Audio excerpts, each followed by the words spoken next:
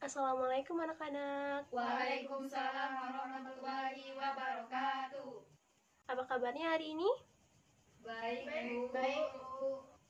Alhamdulillah, baik semua ya. Baik, sebelum kita memulai pembelajaran kita hari ini, ada baiknya kita berdoa terlebih dahulu. Doa dimulai.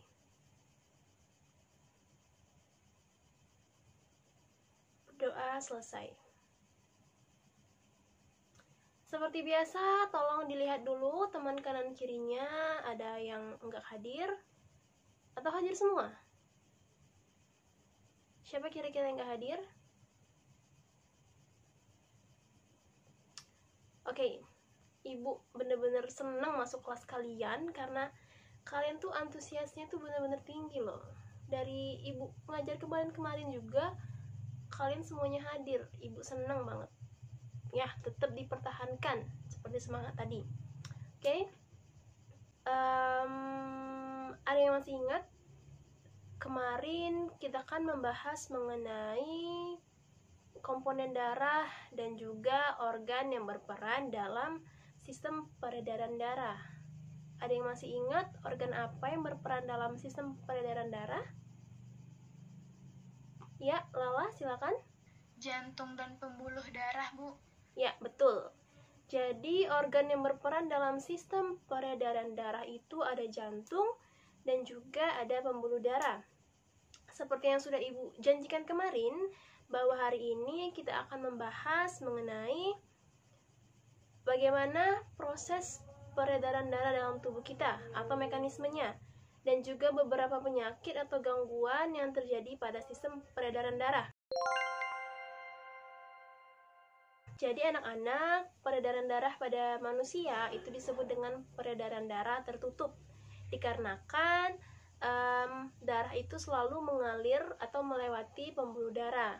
Nah, sistem peredaran darah kita juga disebut dengan sistem peredaran darah ganda. Hal ini dikarenakan darah itu melewati jantung sebanyak 2 kali, makanya disebut sistem peredaran darah ganda. Nah, dalam sistem peredaran darah ganda ini ada yang disebut dengan sistem peredaran darah kecil atau sistem peredaran darah pulmonal, ada juga sistem peredaran darah besar atau sistem peredaran darah sistemik. Nah, dalam peredaran darah kecil ini atau peredaran darah pulmonal, darah dari jantung, tepatnya dari bilik kanan, itu menuju ke paru-paru. Nah, darah dari bilik kanan tadi itu mengandung sedikit sekali oksigen. Jadi dia dibawa ke paru-paru. Setelah itu dari paru-paru dikembalikan lagi ke serambi kiri jantung. Nah, darah yang dibawa ke serambi kiri jantung ini sudah mengandung oksigen yang banyak karena di paru-paru itu terjadi pertukaran antara oksigen dan juga karbon dioksida. Nah, selanjutnya untuk sistem peredaran darah besar atau sistemik itu melibatkan jantung dan juga seluruh tubuh. Ya. Jadi darah dari bilik kiri jantung itu diedarkan ke seluruh tubuh. Darah ini tadi mengandung oksigen yang banyak atau kaya akan oksigen. Nah, setelah dari tubuh, darah ini akan dikembalikan lagi ke jantung melalui serambi kiri. Nah, darah yang ke serambi kiri ini ialah darah yang miskin akan oksigen. Jadi kedua sistem peredaran darah ini itu berkaitan ya anak-anak. Cuman biar lebih mudah dimengerti, jadi dibagi menjadi sistem peredaran darah kecil dan besar. Jadi intinya tuh darah yang miskin akan oksigen itu kembali ke jantung kita melalui serambi kanan. Nah, dari serambi kanan akan ke bilik kanan, dari bilik kanan akan dibawa darah tadi ke paru-paru. Nah, di paru-paru akan terjadi pertukaran antara gas oksigen dan juga karbon dioksida sehingga dihasilkan darah yang kaya akan oksigen. Nah, darah yang kaya akan oksigen ini dibawa kembali ke jantung, masuk ke serambi kiri, melalui lagi ke bilik kiri. Lalu dari bilik kiri ini darah itu akan diedarkan ke seluruh tubuh. Nah, setelah darah itu diedarkan ke seluruh tubuh, darah ini akan berkurang konsentrasi oksigennya. dan lebih banyak konsentrasi karbon dioksida karena terjadi lagi pertukaran antara gas karbon dan juga gas oksigen, sehingga kembali lagi ke tahap pertama tadi, dikembalikan lagi ke jantung. Seperti itu ya. Nah, berkaitan dengan jantung, kita biasanya mengenal yang namanya detak jantung atau denyut jantung. Biasanya juga disebut dengan denyut nadi. Nah, detak jantung atau denyut jantung ini merupakan tanda bahwa jantung kita itu mengalami kontraksi. Nah, biasanya cara mengeceknya itu, mengecek denyut nadi itu dengan cara kita meletakkan jari kita di nadi kita, dihitung berapa banyak detak di dalam 1 menit.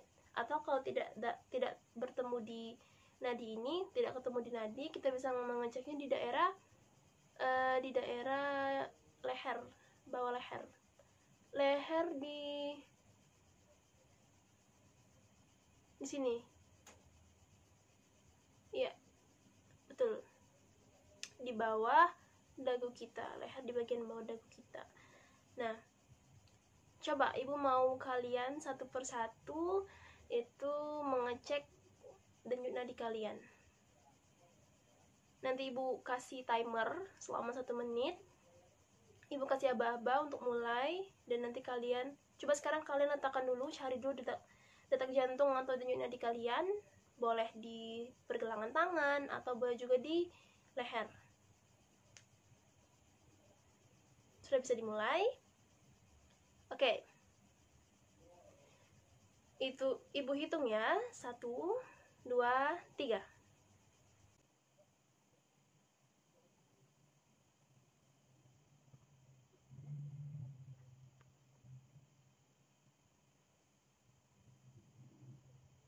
Ya, cukup. Coba ibu mau tanya sekarang, Tasya, berapa detak jantung Tasya hasil dari perhitungan Tasya tadi? 70, Bu. 70. Oke, Tasya mendapatkan denyut nadinya itu 70 per menit. Lalu untuk Salwa berapa dapatnya, Nak? 60, Bu. 60 per menit untuk Salwa. Oke, jadi setelah kita dapatkan hasil dari Tasya dan juga Salwa tadi bahwa denyut nadi mereka itu berbeda ya anak-anak. Nah, perbedaan denyut nadi ini disebabkan oleh beberapa faktor. Yang pertama itu bisa karena aktivitas.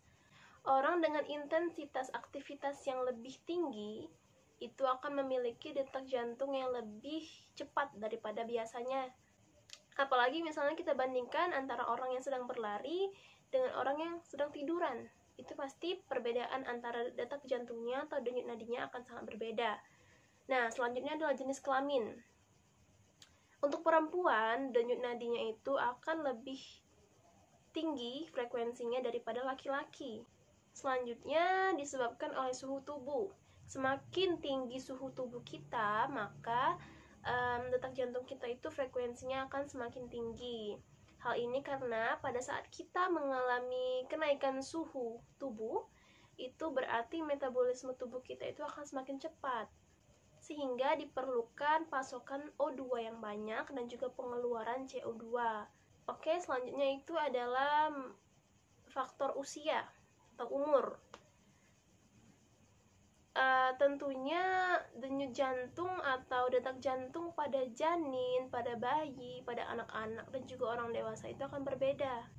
Nah, kalau pada bayi itu detak jantung atau denyut nadinya itu sebanyak 100 sampai dengan 160 per menitnya. Nah, untuk anak-anak yang berusia 1 sampai dengan 10 tahun, detak jantungnya 70 sampai dengan 120 per menitnya. Nah, untuk kalian nih yang usianya 11 sampai dengan 17 tahun, detak jantung normalnya itu adalah 60 sampai dengan 100 per menit. Jadi, Tasya tadi 70, Salwa tadi 65, berarti kalian berada pada keadaan normal karena melebihi dari 60. Nah, selanjutnya kita akan membahas beberapa gangguan atau penyakit yang terjadi pada sistem peredaran darah kita. Sebelumnya kalian sudah pernah dengar beberapa penyakit yang berkaitan? Penyakit jantung, Bu. Nah, kata Putri tadi, salah satu penyakit pada sistem peredaran darah ini adalah penyakit jantung. Ya, benar sekali. Jadi penyakit jantung ini, kita ambil contoh itu penyakit jantung koroner. Nah, penyakit jantung koroner ini terjadi karena pembuluh darah arteri koronaria tidak dapat menyuplai nutrisi ke otot-otot jantung. Hal ini dikarenakan pembuluh darah itu mengalami penyumbatan bisa oleh lemak atau oleh kolesterol. Nah, karena tidak dapat menyuplai nutrisi ke otot-otot jantung, hal yang terjadi itu adalah jantung tidak dapat berkontraksi dan tidak dapat berdenyut. Nah, penyakit jantung ini kalau tidak ditangani dengan baik, itu akan menyebabkan kematian. Ya. Jadi bagaimana caranya supaya kita menghindari agar tidak terkena penyakit jantung ini?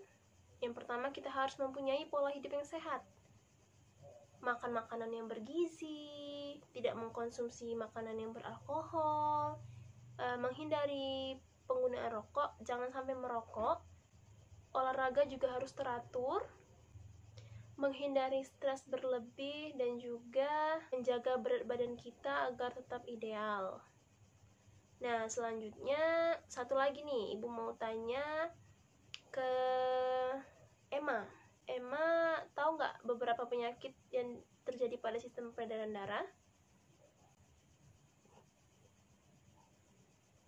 Penyakit yang urat-urat di kakinya menonjol, Bu. Nah, kondisi yang disebutkan oleh Emma tadi itu dikenal dengan penyakit varises. Jadi varises tadi adalah salah satu penyakit yang disebabkan karena pembuluh darah kita itu terpelintir atau mengalami pelebaran. Biasanya terjadi pada daerah kaki. Nah, jadi pada saat misalnya kita habis beraktivitas, kaki kita pegel, itu jangan ditekuk terlebih dahulu ya, tapi kita luruskan dulu kakinya agar peredaran darah kita itu tetap mengalir dengan baik. Kita juga harus menghindari yang namanya berdiri terlalu lama. Dan kita juga harus menjaga pola tubuh kita, menjaga berat badan kita agar tetap ideal. Nah, selanjutnya penyakit lainnya itu ada anemia, anak-anak. Nah, anemia ini adalah istilah yang diberikan untuk penyakit kekurangan darah. Jadi, tubuh kita itu memproduksi darah yang kurang dari normalnya. Nah, produksi sel darah merah yang kurang ini dapat disebabkan salah satunya karena kekurangan konsumsi zat besi. Jadi, kalau kalian gak mau kekurangan darah, kalian harus mengkonsumsi sayur-sayuran, buah-buahan, atau pangan yang mengandung zat besi.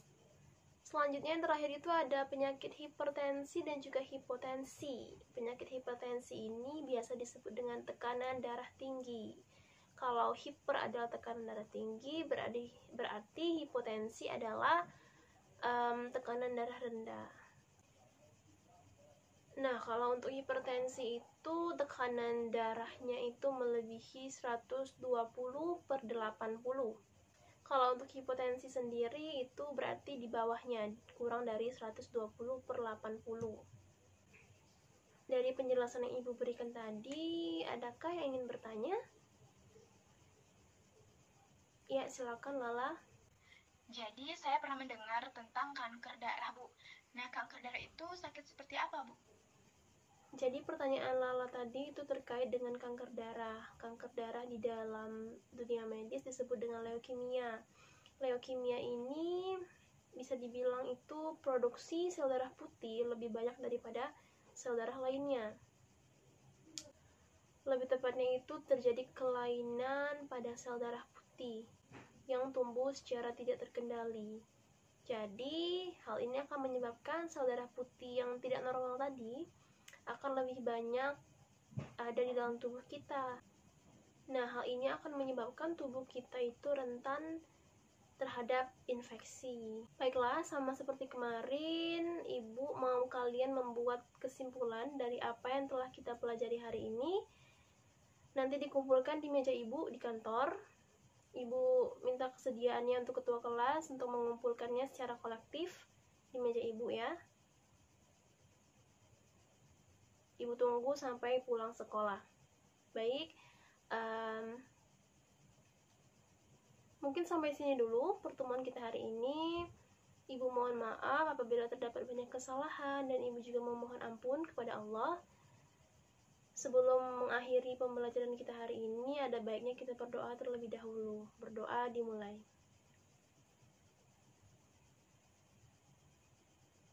Berdoa selesai. Akhir kata Ibu ucapkan wassalamualaikum warahmatullahi wabarakatuh.